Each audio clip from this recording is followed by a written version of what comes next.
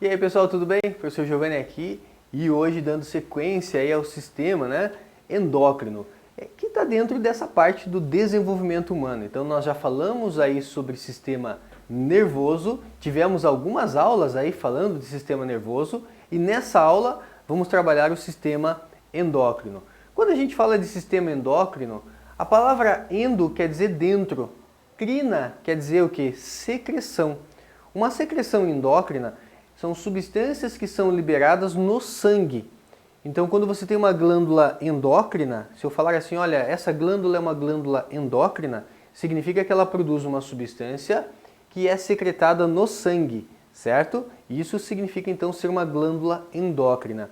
E esse sistema endócrino, ele é mediado, ele é regulado pelo sistema nervoso. Por isso que nós estudamos primeiro o sistema nervoso para depois estudar o sistema endócrino.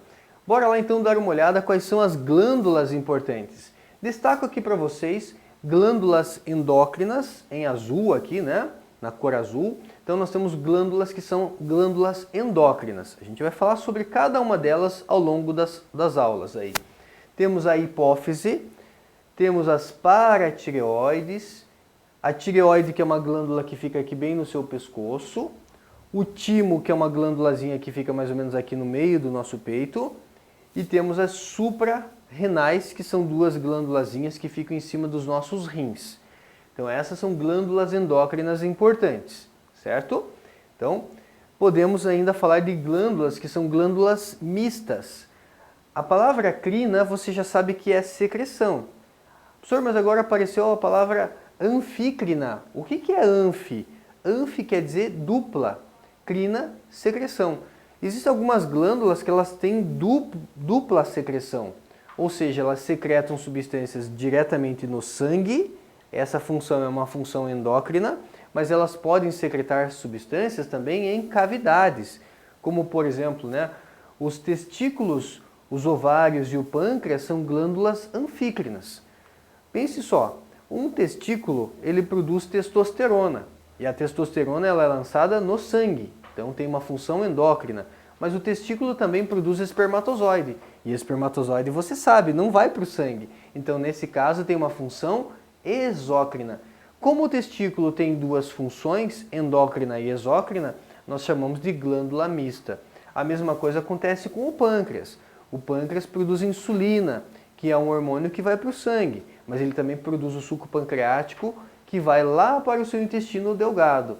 E os ovários produzem os óvulos, que vão para uma cavidade, e também produzem hormônios como o estrógeno e a progesterona, que vai para o sangue. Então essas são glândulas anfícrinas, que eu posso também chamar de glândulas mistas.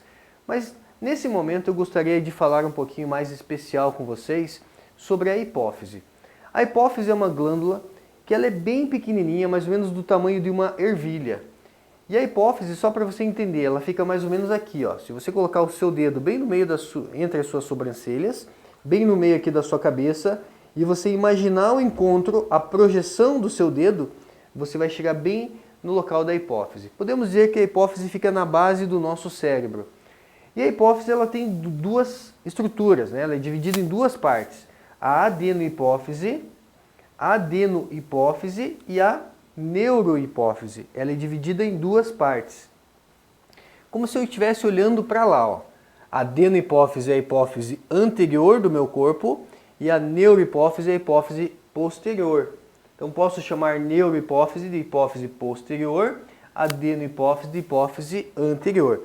Mesmo ela sendo pequenininha, ela tem uma divisão que está mais voltada aqui para frente da minha cabeça e uma divisão que está voltada mais para a minha nuca. Então, neurohipófise está mais relacionada à minha nuca, voltado mais para a minha nuca, e a adenohipófise na parte anterior do meu corpo.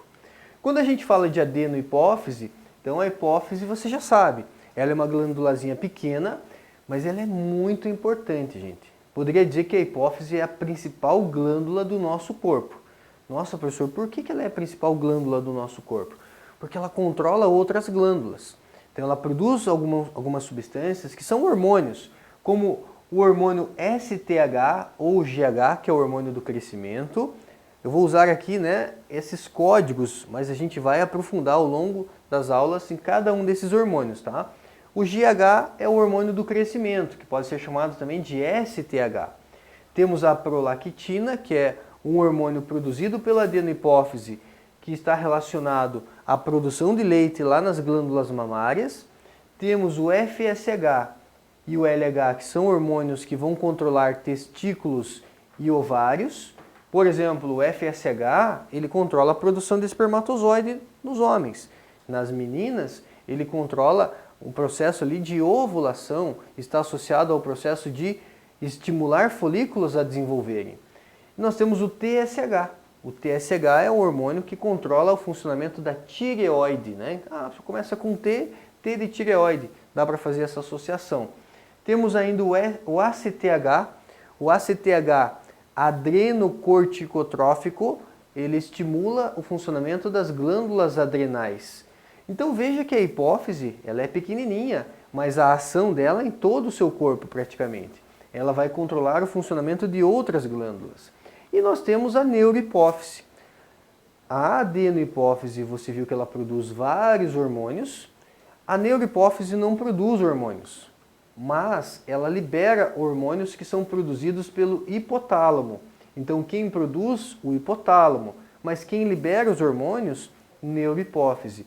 E a neurohipófise libera dois hormônios importantes. Lembrando que esses hormônios, o ADH e a ocitocina, são liberados aí pelo hipotálamo, né? Então quem produz hipotálamo e quem faz a secreção daí vai ser a neurohipófise. O ADH, ele é um hormônio chamado de antidiurético. Quando você esquece de beber água e você sente sede, veja que quando você vai ao banheiro fazer um xixi, você libera uma urina mais escura, mais amarela, com um odor mais forte. Significa que o teu corpo ele está economizando água, já que você não está bebendo água, ele economiza água. Então quem faz o meu corpo economizar água é esse hormônio aqui, o ADH, o antidiurese, né? Antidiurético, e também ajuda a controlar a pressão arterial. E nós temos aqui a ocitocina. A ocitocina é um hormônio produzido pelo hipotálamo, liberado pela neurohipófise, que regula o processo também de liberação do leite ali nas glândulas mamárias. A gente chama isso de ejeção do leite. Uma coisa é ter leite na glândula mamária. Quem ajuda a produzir esse leite? Prolactina. Outra coisa é liberar esse leite. Quem auxilia a liberar o leite, daí vai ser a ocitocina. E as contrações do útero no momento do parto, a ocitocina também tem essa relação.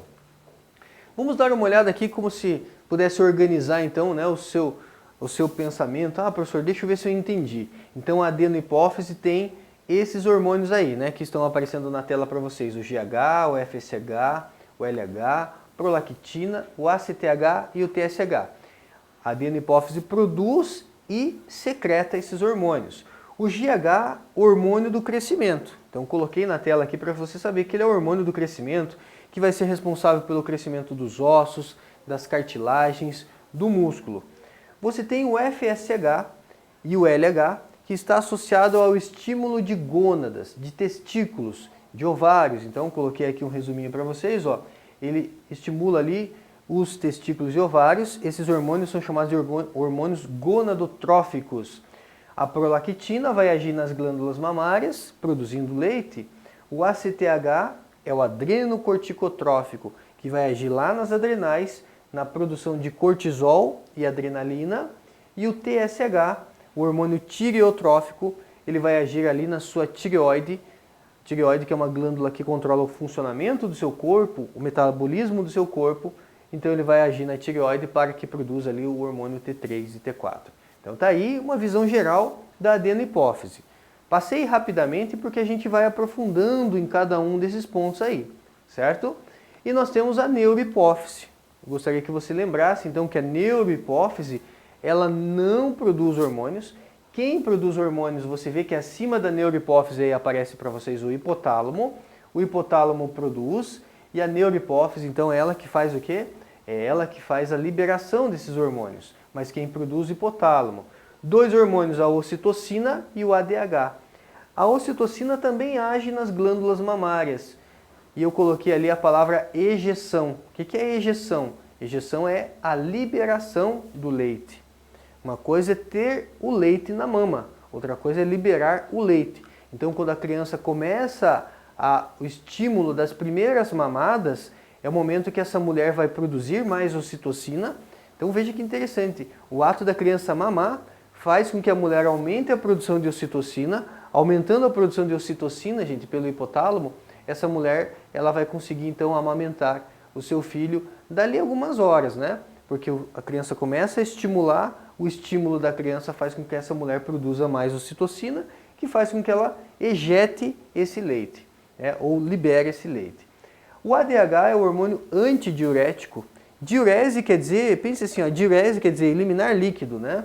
Então, o que é um hormônio antidiurese? É um hormônio que vai ajudar eu a economizar água, principalmente. Então ele atua lá nos seus rins, reabsorvendo água. E aí vamos dar uma olhada então nos exercícios, como que isso pode aparecer. Glândula de grande importância na regulação endócrina geral, pois controla direta ou indiretamente outras glândulas, através de seus hormônios tróficos. O que são hormônios tróficos? A palavra trófos quer dizer alimenta outros hormônios, né? Trófos quer dizer alimento. Então quer dizer que a hipófise é uma glândula que ela controla outras glândulas. Então a frase refere-se à hipófise, né? Refere-se à hipófise, glândula de grande importância de regulação endócrina geral. Ela é como se fosse então a glândula mestre aí do sistema endócrino. A glândula localizada na célula túrcica do osso esfenoide e que se liga por um pedículo ao hipotálamo, na base do cérebro, chama-se. Caramba, professor, preciso decorar isso? Não, né? Mas ele deu dica, ó. Glândula localizada, né? Célula túrcica, osso esfenoide que se liga a um pedículo ao hipotálamo. Ela está ligada ao hipotálamo, me deu uma dica. Quem está ligado ao hipotálamo?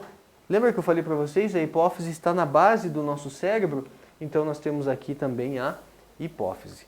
Maravilha, gente? Finalizamos assim mais uma aula. Até mais!